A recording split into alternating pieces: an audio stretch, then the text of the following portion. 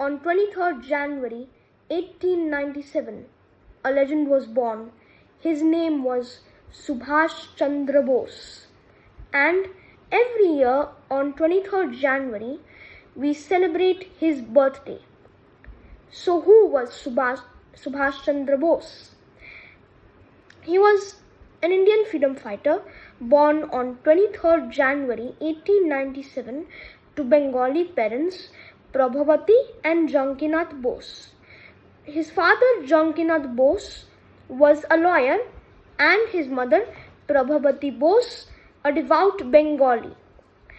She recited the Ramayana and Mahabharata and worshipped the goddesses Durga and Kali. He started his education early on in 1902, and his father Jankinath Bose wanted him to be fluent in English.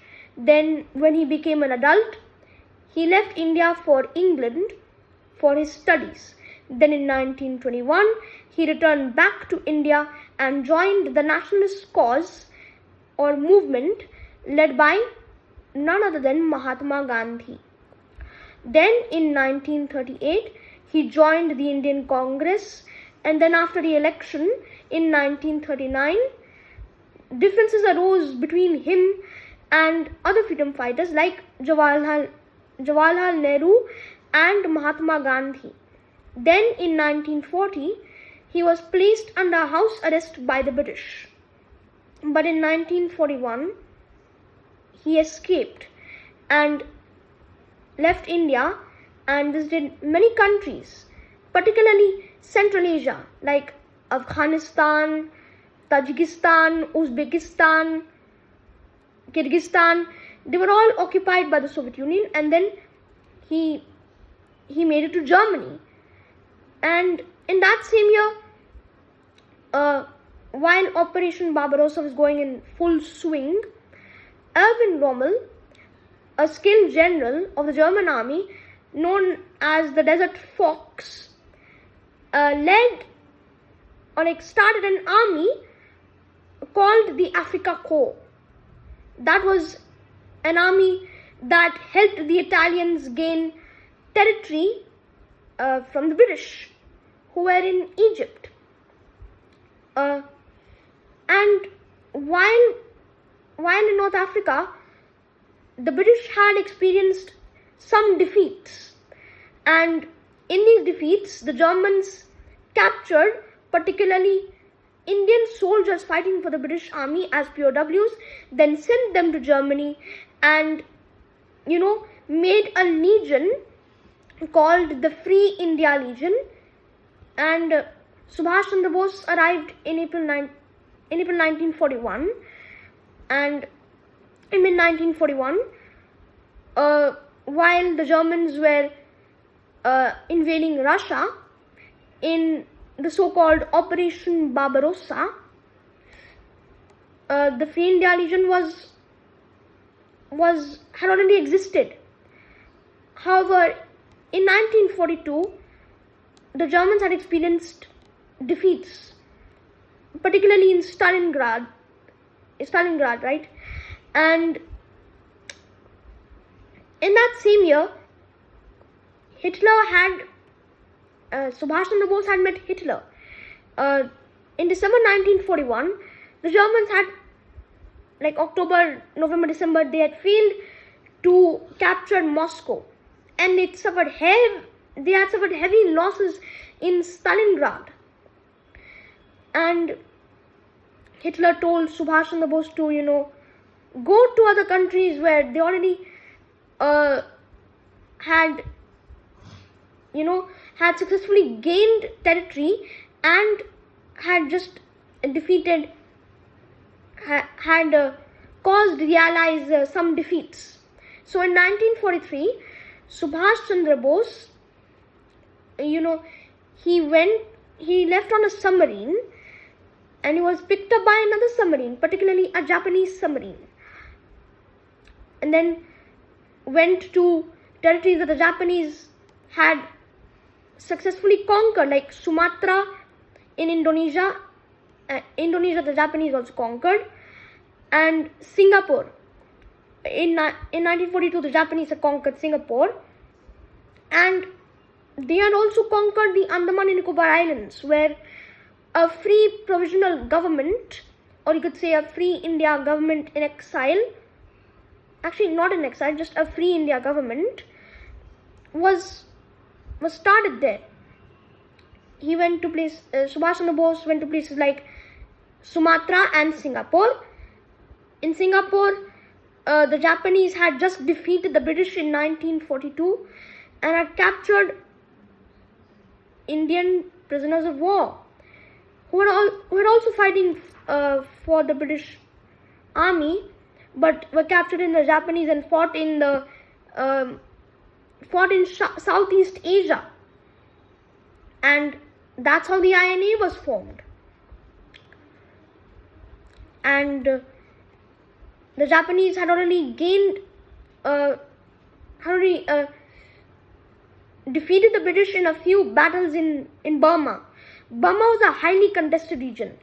The Japanese wanted to give a sphere of influence to Asia, like South Asia, Southeast Asia, particularly that. And the Chinese had, the Chinese were just the Republic of China, and their Kuomintang forces had been sent to Burma. Burma is now called Myanmar, and they were sent there to just fend off the Japanese army.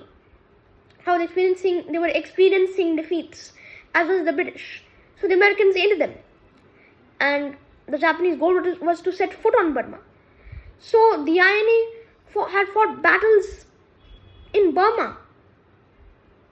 Yes, they fought battles in Burma, and at first they were successful. But then in 1944 to 1945 is where things went downhill. There was a British general.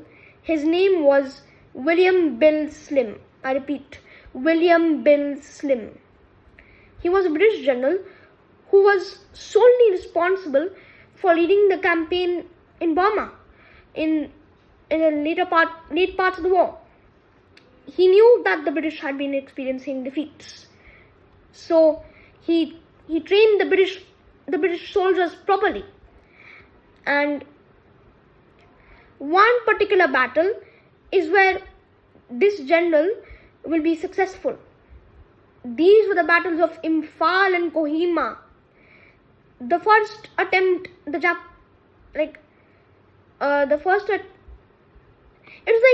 attempt the Japanese would try to gain territory in India, in British India.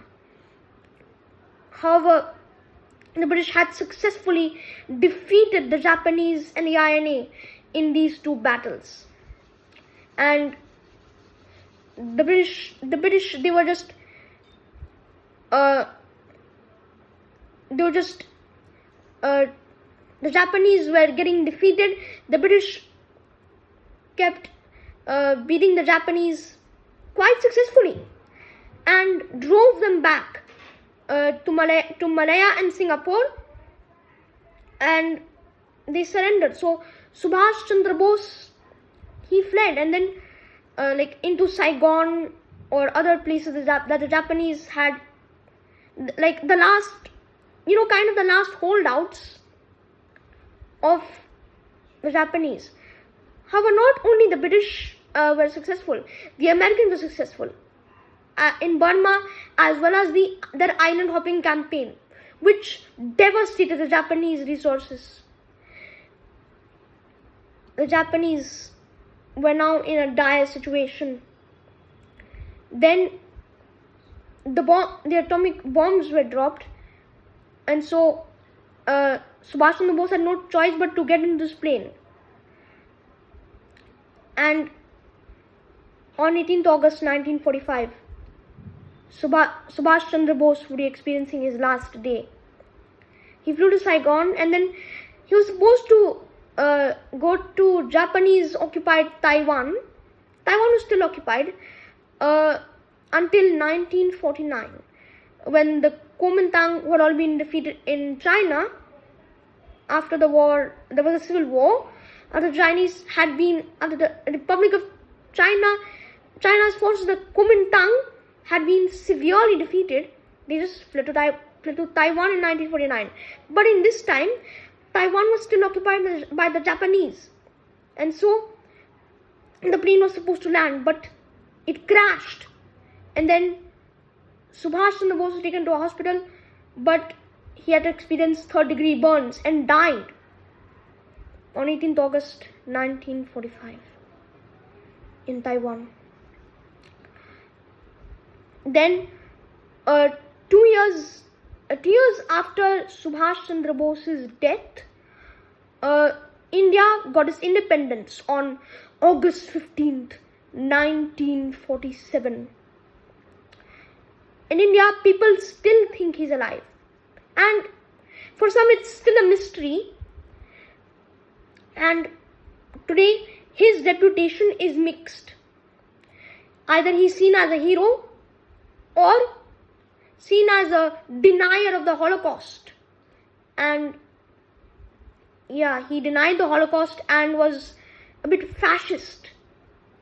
Nazism and Japanese fascism. Yes, however, he is still a very important freedom fighter. He's still a very important freedom fighter in India, and he's common in both West Bengal and Odisha. But he's mostly seen in the Bengal side because his parents were Bengali and he spoke Bengali. His legacy is also mixed. So, thank you for listening to my video. I hope you loved it, and please like and subscribe to my channel. Thank you so much. Okay, the end. Bye bye. See you later.